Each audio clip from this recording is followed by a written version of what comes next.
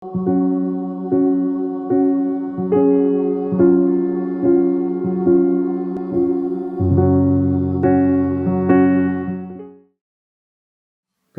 உங்கள் யாவருக்கும் ஆண்டவராகிய இயேசு கிறிஸ்து நாமத்தினால் நம்ம வார்த்தையை தெரிவித்துக் கொள்கிறேன். கர்த்தர் தாமே ஒவ்வொருத்தையும் அவருடைய நினைவு பிரகாரம் வழிநடத்துவராக. நாம் சுகமா இருக்கிறதுக்காக செய்ய வேண்டிய அறிக்கைகளை குறித்து தொடர்ந்து தியானித்து வருகிறோம். வேத வசனத்தின் அடிப்படையில் நாம் சுகமா இருப்பதற்கு என்னெல்லாம் வேத வசனம் சொல்லி இருக்கிறதோ அவைகளை எல்லாம் சொல்லி நாம் தேவனை மையப்படுத்துவதாக இருக்க வேண்டும்.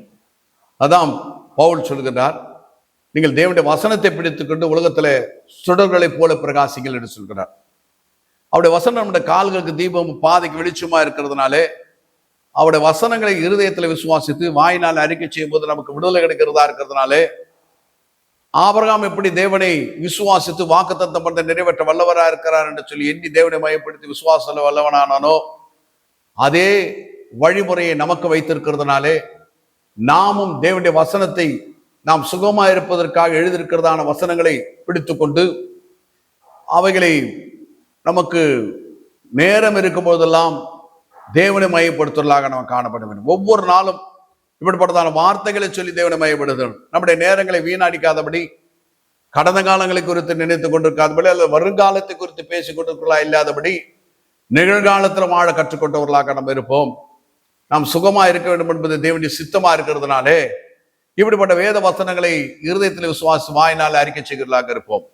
மார்க் 16ஆம் அதிகாரம் 18ஆம் வசனத்துல வாசிக்கிறோம், சாவுக்கு ஏதுவான யாந்தண்டை குடித்தாலும் அது அவர்களை சேதப்படுத்தாது என்று சொல்லி கர்த்தராகிய இயேசு கிறிஸ்து சொல்லியிருக்கிறார். வானமும் பூமி ஒழிந்து போனாலும் என் வார்த்தைகள் ஒழிந்து போகாது என்று சொல்றதான தேவன் தான் சொல்கிறார். சாவுக்கு ஏதுவான யாந்தண்டை குடித்தாலும் அது அவர்களை சேதப்படுத்தாது என்று சொல்லி அந்த வார்த்தையை அப்படியே விசுவாசித்து அதை அப்படியே தேவனுக்கு ஆராதனையாக மாற்ற வேண்டும். கர்த்தாவே, சாவுக்கு ஏதுவான யாதண்டை கொடுத்தாலும் அது என்னை சேதப்படுத்தாது என்று சொல்லி இருக்கிறீங்க, அதுக்காக மக்கள் நன்றி ஆண்டவரே. சாவுக்கு ஏதுவான யாதண்டை கொடுத்தாலும் அது என்னை சேதப்படுத்தாது என்று சொல்லி இருக்கிறீங்க, அதற்காக உமக்கு நன்றி என்று சொல்லி தேவனை ஆராதிக்கிறதாக இருக்கணும். இப்படி செய்யும் போது நம்முடைய வாழ்க்கையிலே விடுதலையை நாம் பெற்றுக்கொள்ளக்கூடியவர்களாக இருக்கிறோம். ஏன்னு சொன்னால் தேவனுடைய வார்த்தையிலே ஆவி இருக்கிறது, ஜீவன் இருக்கிறது, வல்லமை இருக்கிறது, சத்தியம் இருக்கிறதுன்னு சொல்லி பார்க்கிறோம். ஆகையினால தான் தேவனுடைய வசனத்தை நாம் அறிக்கை செய்கிறவர்களாக இருக்க வேண்டும் என்று சொல்லி பார்க்கிறோம். ஏசாயா 54ஆம் அதிகாரம் 17ஆம் வசனத்துல வாசிக்கும் போது, உனக்கு விரோதமாய் உருவாக்கப்படும் எந்த ஆயுதம் வாய்க்காத போகும் என்று சொல்லி கர்த்தர் சொல்லி இருக்கிறார். அது பலவீனமா இருக்கலாம், வியாதியா இருக்கலாம், பிசாசு போராட்டமா இருக்கலாம், பல பிரச்சனைகளாக இருக்கலாம். எதுவா இருந்தாலும் பரவாயில்ல, ஆயுதங்களை நோக்கி பார்க்காதீங்க, வாய்க்காமல் போகும் என்று சொல்லி கர்த்தருடைய வார்த்தையை விசுவாசி தேவனை மையப்படுத்துங்கள். நிறைய பேருடைய பிரச்சனை என்னன்னா ஆயுதங்களை நோக்கி பார்க்கிறது. ஆயுதங்களை நோக்கி பார்க்காதீங்க, உங்களுக்கு விரோதமாய் உருவாக்கப்படும் எந்த ஆயுதத்தை கர்த்தர் வாய்க்கா பண்ணுகிறவரா இருக்கார், அதை விசுவாசத்தை தேவனை மையப்படுத்தும்.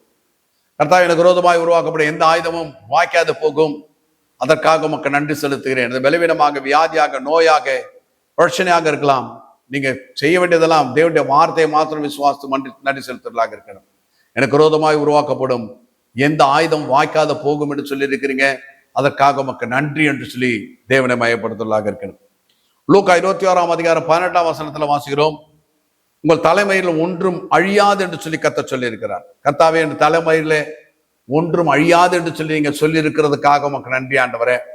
என் தலைமையில் ஒன்றும் அழியாது என்று சொல்லி நீங்க சொல்லி இருக்கிறீங்க, அதுக்காக மக்கள் நன்றி ஆண்டவரே. ஏனென்றால் தலைமயிர் தான் நிறைய நேரத்துல சீவும் போதோ குளிக்கும் போதோ அப்படியே கீழே விழுறதா இருக்கும். ஆனா ஆண்டவர் சொல்றாரு, தலைமையில் ஒன்றும் அழியாதுன்னு. நாம் கண்களால் காண்கிறதில்லை, காணாததை விசுவாசிக்கிறதாக இருப்போம். அவர் சொல்லுகிறாரு, அது அவர் செய்கிறவரா இருக்கிறார், அதனால தான் அதை சொல்லுகிறாரு சொல்லி விசுவாசித்து என் தலைமையில் ஒன்றும் அழியாது, அதற்காக நமக்கு நன்றி ஆண்டவர் சொல்லி தேவனை மையப்படுத்தலாக இருப்போம். பிலிப்பியர் 4ஆம் அதிகாரம் 13ஆம் வசனத்துல வாசிக்கிறோம், என்னை பலப்படுத்துகிற கிறிஸ்துவினாலே எல்லாவற்றையும் செய்ய எனக்கு பலன் உண்டு சொல்லி பார்க்கிறோம். அதை அப்படியே நாம் அறிக்கையாக மாற்றோம், தேவனை மையப்படுத்துறதுக்காக உபயோகப்படுத்துவோம். என்னை பலப்படுத்துகிற கிறிஸ்துவினாலே எல்லாவற்றையும் செய்ய எனக்கு பலன் உண்டு. கர்த்தாவே, அதற்காக மக்கள் நன்றி செலுத்துகிறேன். நீர் என்னை பலப்படுத்துகிறவரா இருக்கிறதுனாலே எனக்கு எல்லாவற்றையும் செய்ய பலன் உண்டு, அதுக்காக மக்கள் நன்றி ஆண்டவரே. நீர் என்னை பலப்படுத்துகிறபடினாலே எல்லாவற்றையும் செய்ய எனக்கு பலன் உண்டு, அதுக்காக மக்கள் நன்றி என்று சொல்லி தேவனை மையப்படுத்தலாக இருப்போம்.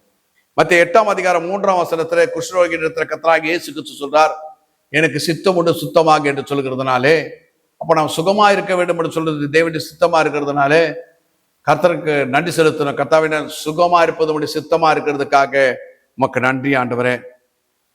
எனக்கு சுத்தம் உண்டு சுத்தமாக என்று சொன்னதிலிருந்து நான் சுகமா இருக்க வேண்டும் என்பது உடைய சித்தமா இருக்கிறதுக்காக உமக்கு நன்றி என்று சொல்லி தேவனை துதிக்கிறதாக இருக்கணும்.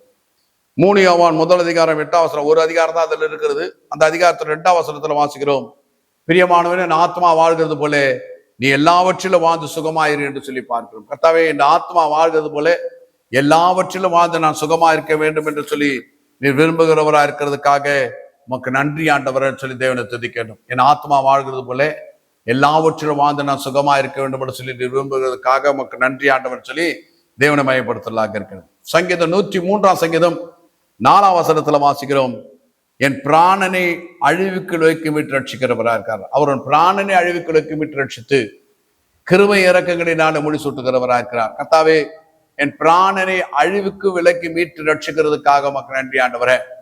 என் பிராணனை அழிவுக்கு விலக்கி மீட்டு ரட்சிக்கிறதுக்காக உமக்கு நன்றி என்று சொல்லி தேவனை ஆராதிக்கிறதாக இருக்கணும். யோவான் 19:30 கர்த்தராகிய இயேசு கிறிஸ்து சொல்றார், எல்லாம் முடிந்தது என்று சொல்லி தலை சாய்த்து ஜீவனை விட்டார் என்று சொல்லி பார்க்கிறோம். அப்ப இயேசு கிறிஸ்து நமக்காக சிலுவையில் என்னவெல்லாம் செய்து முடிக்கணுமோ அவை அனைத்தையும் செய்து முடித்து விட்டார்.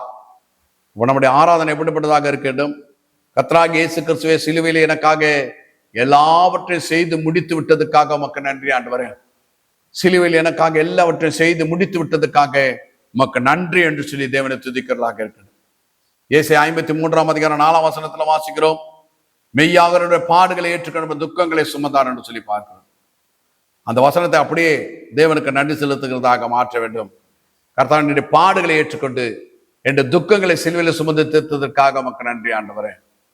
கர்த்தராகிய இயேசு கிறிஸ்துவினுடைய பாடுகளை ஏற்றுக்கொண்டு என்ற துக்கங்களை சிலுவையில் சுமந்து தீர்த்ததற்காக உமக்கு நன்றி என்று சொல்ல வேண்டும். பிரியமானவர்களே, நீதி உண்டாக இருதயத்தில் விசுவாசிக்கப்படும், ரட்சிப்பு உண்டாக வாயினால் அறிக்கை பண்ணப்படும் என்று சொல்லி பார்க்கிறோம். இப்படி நாம் சுகமா இருப்பதற்கென்று வேத வசனங்கள் இத்தனை கொடுக்கப்பட்டதா இருக்கிறதுனாலே இந்த வசனங்களை பிடித்துக் கொண்டு தேவனை மையப்படுத்துவோம். நம்முடைய வாழ்க்கையில நாம் சுகத்தோடு கூட இருப்போம். நிகழ்காலத்தில் எப்பொழுதும் சுகமாய் வாழ்கிறதுக்கு நம்ம எப்போ கொடுப்போம். நாம் சுகமாய் இருக்க வேண்டும் என்பது தேவனுடைய சித்தம். அதைத்தான் சங்கீதக்காரன் சொல்றான், நான் சாகாமல் பிழைத்திருந்து கர்த்தருடைய செய்கைகளை விவரிப்பேன் என்று சொல்கின்றார். அவ்விதமான சுகமா இருப்பதற்கு நம்ம எப்போ கொடுத்து விதமான அறிக்கைகளை செய்வோம். கர்த்தர் நம்ம ஒவ்வொருத்தருக்கும் உதவி செய்வாராக. நாம் ஜெபித்து முடிப்போம். எங்களை அதிகமாக நேசிக்கிறதான பரிசுத்தமுள்ள பிதாவை கர்த்தராகிய இயேசு கிறிஸ்து நாமத்தை சுமத்துகிறோம். நாங்கள் சுகமா இருக்க வேண்டும் என்பது சித்தமா இருக்கிறதுனால நான் சுகமா இருக்கிறதுக்கு என்னெல்லாம் வார்த்தைகளை நீங்க சொல்லியிருக்க அந்த வார்த்தைகள் எல்லாம் சொல்லி உங்க மையப்படுத்த எங்கள் எல்லாருக்கும் ஒவ்வொரு நாளும் கிருபை தரும்படியா ஜெபிக்கிறோம். அதன் மூலமா இவர்கள் விடுதலைகளை வாழ்க்கையில் அனுபவித்து நாங்கள் சாட்சியா இந்த உலகத்துல வாழ கிருபை செய்யும். கர்த்தராகிய இயேசு கிறிஸ்து நாமத்தை ஜெபிக்கிறோம் பரிசுத்தமுள்ள பிதாவே, ஆமென்.